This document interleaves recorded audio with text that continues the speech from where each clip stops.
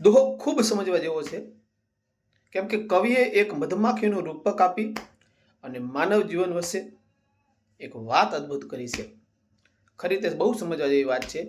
નાની વાત ઘણી બધી વિશાળ છે આની અંદર કહેવા પૂરતું, પણ આપણે માખી પૂરતું રાખીએ ત્યારે કે પોતાની આજીવિકા છે, પોતાની જીવાઈ ઉપર જ્યારે કોઈ શત્રુઓ વેરીઓ હુમલો કરે છે ને, ત્યારે નાની એવી કીડી, એક નાનું એવું જંતુ છે, છતાં પણ એને કરડવા દોડે છે અને માનવી સમજી શકતો નથી.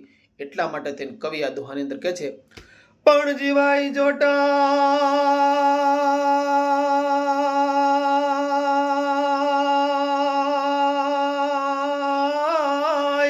જોને જીવાય જોટા વારી ઘર ભીતર વેરી ઘર્યા,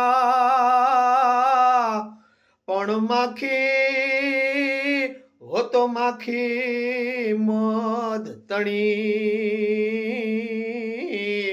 હો તો કરડવા ધોળે કાગડા, પણ માખી જોન માખી મધ તણી રે હો તો કરડવા ધોળે કાગડા.